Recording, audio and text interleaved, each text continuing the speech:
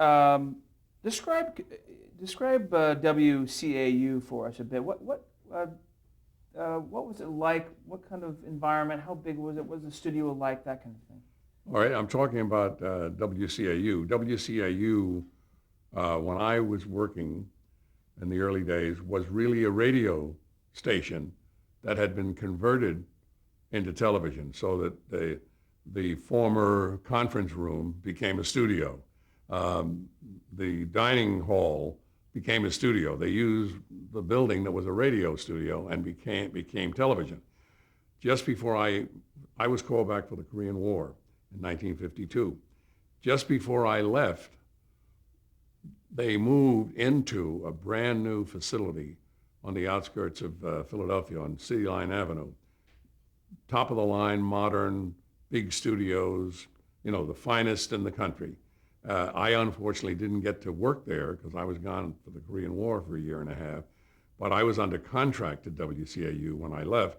So when I came back, I went right back on the air there. Unfortunately, all my shows had failed. 3 people replaced me, and 13 shows failed in the 18 months I was gone. So when I came back, they welcomed me with open arms to get back cranking up again, and I had a lot of shows again once I got back into it.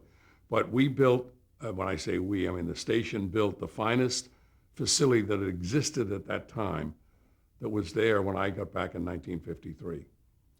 When you said that the shows failed, how did they know it failed when they didn't have a rating systems in place? Well, they just had a feeling that the show was not drawing the interest, it was not creating mail, or, I don't know what those, I was not involved in any of those determinations, but I'm sure that's what it was.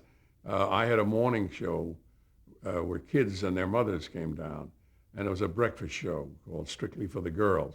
And I had a comedy guy that did bits with me. I had a little small band. I had 2 girl singers, and I interviewed whatever celebrity was in town.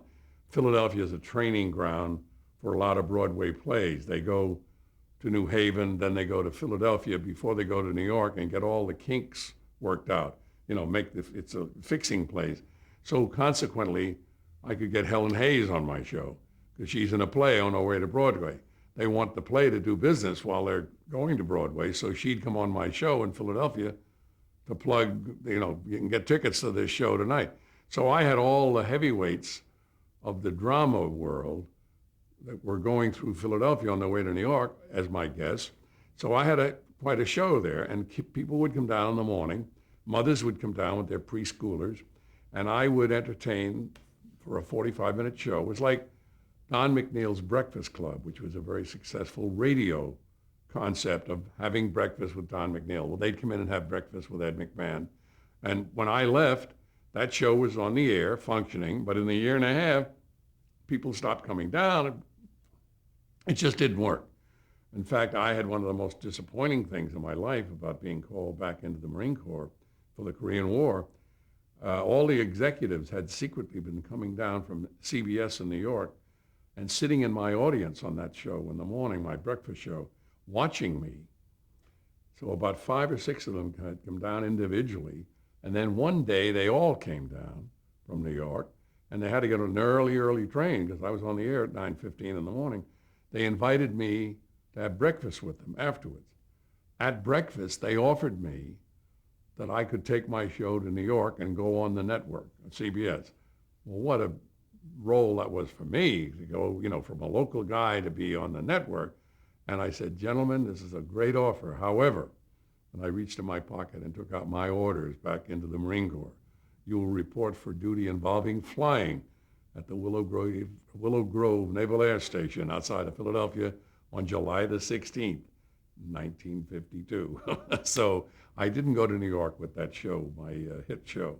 But you ask why they failed. I don't know why they failed. I mean, whatever it was, that I was able to do it in a way that the people liked it and they paid more attention to it or something like that. So talk about Big Top. Yes. Yeah. Big Top was another one of my shows because it came along. I was supposed to be Big Top was a circus show that originated in Camden, New Jersey at the Big Camden Convention Center. and we put it on the network. It originated in Philadelphia, outskirts of Philadelphia, but it played on the CBS network. And I was supposed to be the ringmaster. That was the big deal. I was going to be the ringmaster. However, CBS bought the show from the local CBS station, WCAU. They had their man they wanted to be the ringmaster, a guy named Jack Sterling, a great, great broadcaster. He was the hot guy in New York, had a radio show in the morning, which was number one. He was like an Arthur Godfrey type, and he was very popular, and he looked the part. We both could have been ringmasters, but he looked the part, and they had a contract with him, and so I was aced out of the ringmaster job, and the producer, a guy named Charles Vanda, one of the early pioneers of television, took me out to dinner one night to tell me the sad news that I wasn't going to be ringmaster after it was promised to me. But he said, have you ever thought about being a clown? Well, it had never entered my mind to be a clown.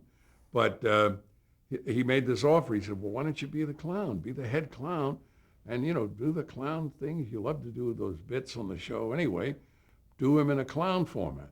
So I accepted the offer and became the chief clown, and I used to write and produce the clown bits. And Charles Vanda loved them because I was his buffer. It was a live show, noon, Saturday afternoon, across the country. Played in New York at noon, went across the country, early. But in the East, it was at 12 o'clock. So it was a great time slot to get an audience starting to watch television at 12 o'clock.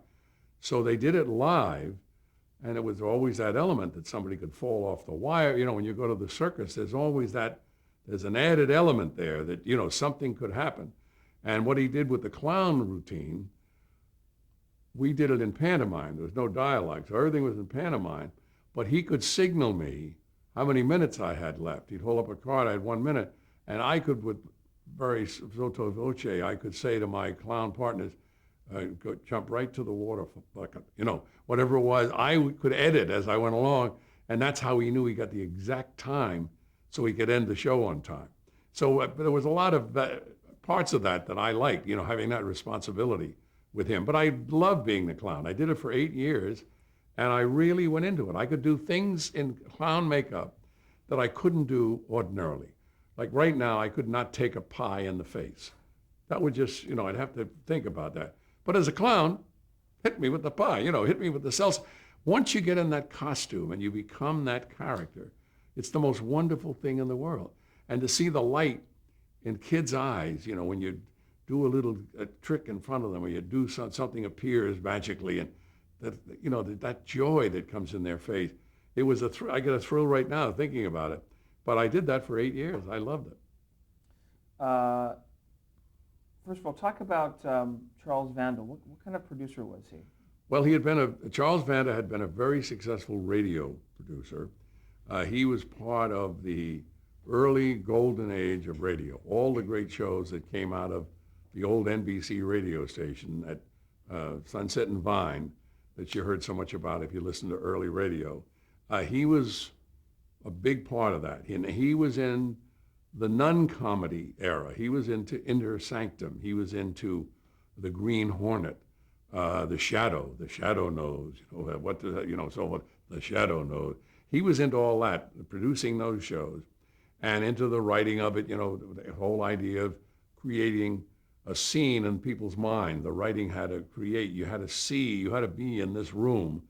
You couldn't see it, you had to hear it, but you had to know you were in a den of a house. You had to know there was things, and you could see the library where Sherlock Holmes was talking to Watson. You knew where the books were. You saw that in your mind. Well, the writing had to display that. The writing had to tell you all these things in the writing, so you knew exactly. And the sound effects, the knock on the door, the footsteps coming up to the door, all the drama in those mystery shows where there's an element of danger and you hear the sounds before danger, the walking along the corridor, those kind of things. So he was a big success in the golden age of radio. A fellow named Don Thornburg, who is the father of the man who was the governor of Pennsylvania. I'm trying to think of his name. I hope it's Jack Thornburg. He's now somebody. He's in the government right now doing something. He every once in a while gets an assignment out of Washington, but he's a very respected man. His father was again one of the early owners of many radio stations. He was brought in by the owners of the television station in Philadelphia. It was owned by the newspaper, the Bulletin, big popular newspaper in Philadelphia, the Philadelphia Bulletin. So they wanted to get first class. They wanted to have Philadelphia be a hub. They wanted Philadelphia to be, for television, what Chicago had been for radio, where a lot of radio shows originated from Chicago. They wanted Philadelphia to do that. So he came in, took over as general manager of the station, brought Charles Vanda in to run his operation, be the program manager, and Charles Vanda hired me, saw me as a guy that could possibly do things with him, and he and I had a great relationship, and I did all kinds of things for him and with him. Kids, I mean, they want to hear something on the radio or something on television they heard about. Right.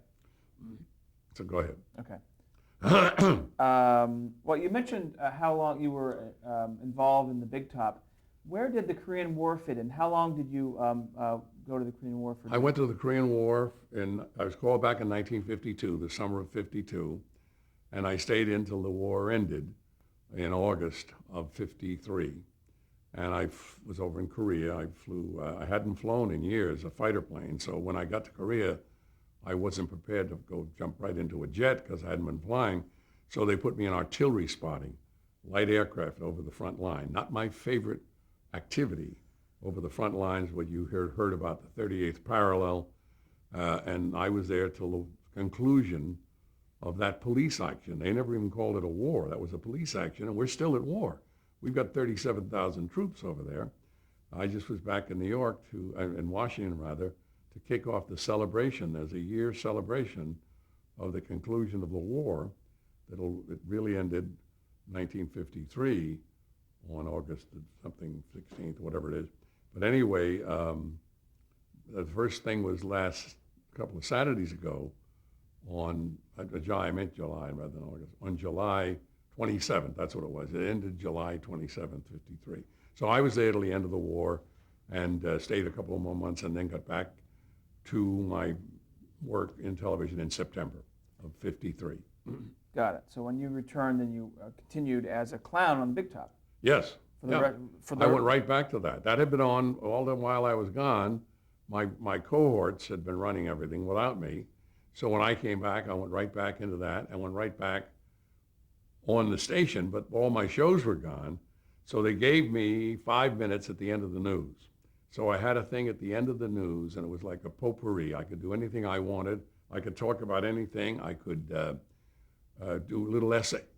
And I remember a thing I did that is, trying to be clever in the early days of broadcasting. Ginger Rogers came to town. She knew somebody at the studio, and she was out visiting them. And I heard she was in the building. This is that new building I told you about. And I had this 5-minute show that night. So I got to her people and got to her. And there was a big restriction in her contract. She could not appear on television. That's how scared the movie people were of television, that they had all their major artists had clauses in their contracts they could not appear on television in those early days.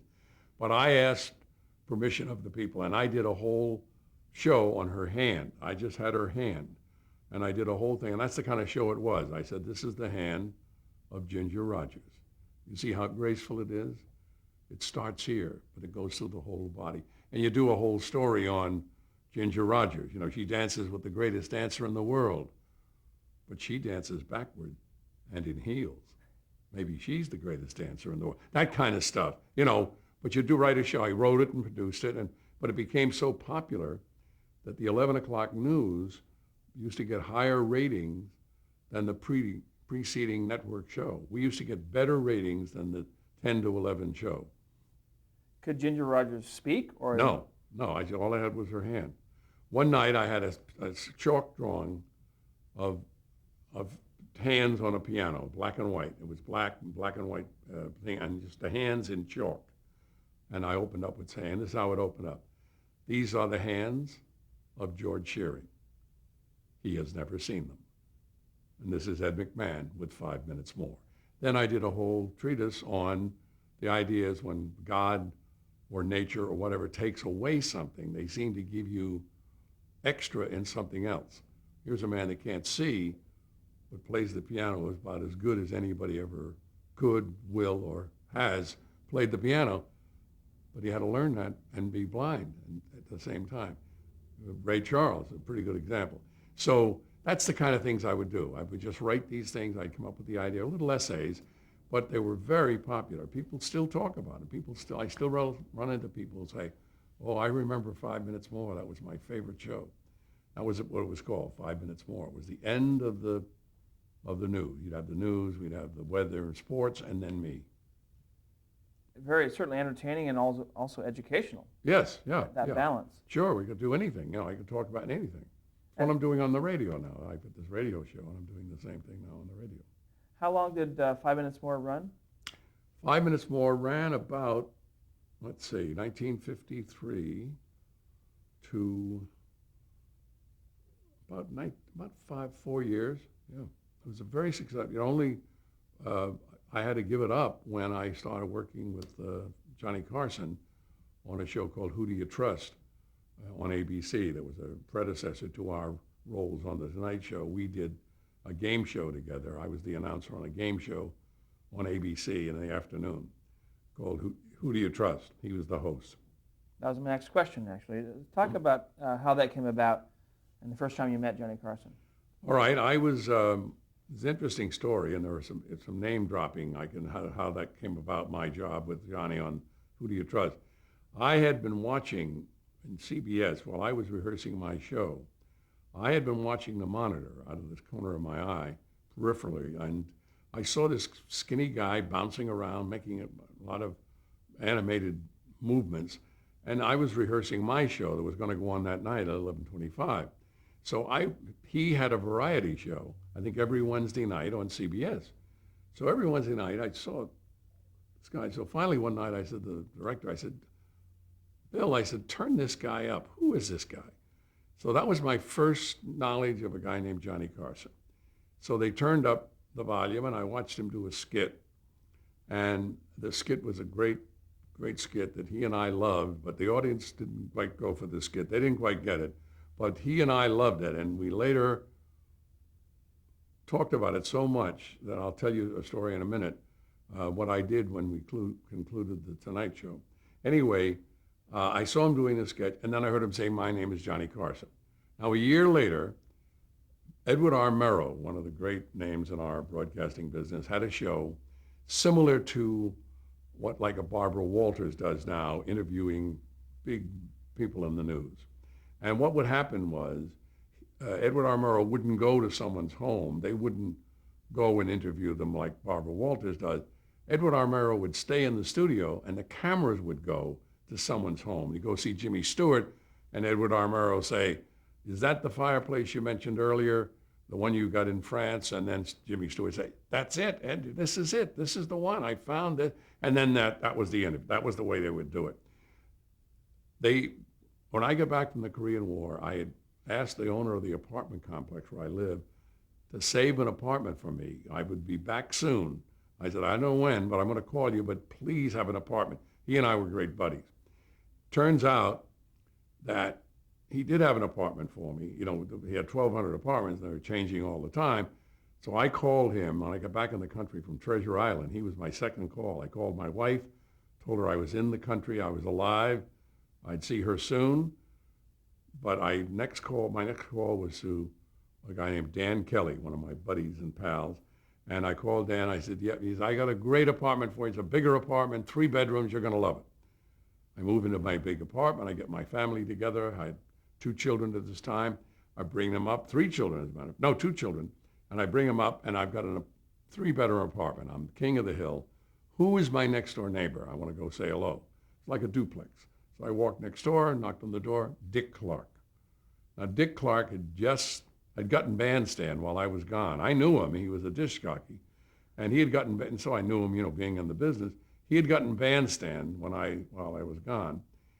Now he was getting hot. Then he had American Bandstand, cover of Time magazine, really hot. Edward R. Murrow is going to do him. So all the CBS guys are there. Edward R. Murrow's in New York, and they're doing Dick Clark. My kids are all excited. I'm excited, so forth. And Dan Kelly throws a party for the crew from New York, invites me to the party. At the party, he said, Ed, get up and entertain these people. That's why he said, entertain these people from New York, get up and do a show. So he owned the building, he owned the club, he owned everything. So I got up on the mic and, made it up as I went along, ad-libbed it. And Dick Clark's producer, Chuck Reeves, was in the group. And he walked up to me afterwards and he said, you are really good. He said, you ever think about going to New York? I said, only every second of every minute of every hour of every day. He said, good, I'm going to remember that. Well, you hear that a lot, but it doesn't happen. Oddly enough, Chuck Reeves' office was right next to Dick Stark's office in the Little Theater. Dick Stark was the producer of Who Do You Trust, starring Johnny Carson. Johnny Carson's announcer, Bill Nimmo, had to leave. He got his own show, and they wouldn't let him do two shows. They wouldn't let him host a show and be the announcer on the Carson show. They got to get a new announcer. They're talking outside of Chuck Reeves' office about this one day, Johnny and Art Stark. And Chuck says, I got the guy for you. I'll have him up here tomorrow morning. Called Dick Clark, said, get your neighbor's rear end up here. I got a great job for him. I came up to New York, met Johnny Carson, and as they say, the rest is history. And we had a very no value meeting, but that's the way Johnny is. I learned much, much later. Johnny made up his mind as soon as I walked in and he asked me a question or something. The way I responded, he made up his mind. So the rest of the time we spent looking out the window at the Schubert Theater across the street. They were changing the marquee. They were bringing in those new marquees with the opaque glass, taking down the old Tivoli light kind of marquee. And he and I were watching that out of two different windows in his office.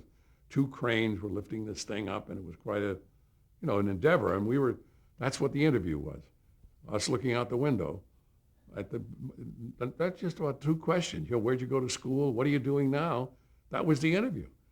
And I got back on the train, went back to Philadelphia. I said, well, I blew that job.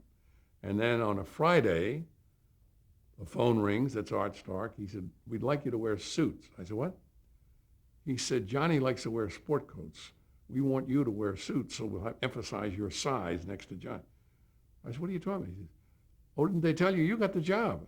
That's how I found out. Long answer to your story, but I think an interesting answer. Fascinating. Yeah. And there's so many questions within that. Yeah, but... that's right. Oh, I want to tell you there was a story I wanted to tell you about. I forgot what I was going to tell you about. I said I'll tell you that story. Reference it after something would happen after you ended the Tonight Show, right? Oh yes. This kid. Before that, what show was the Edward R. Murrow show? That was his show. What was the name? It was of Person to Person. Thank Person you. to Person. Classic. People still look. It'd be great if people would go there and just look at the archives and see how an interview is done. A penetrating curiosity. He always had smoked like crazy. He was always smoking cigarettes. It was engulfed in smoke, but penetrating questions, curious, paying attention. There was a great interviewer. Anyway, the idea was, here was the sketch. I'll give you the sketch. I don't think I'll get a laugh, but I'll give you the sketch anyway. Carson is dressed up.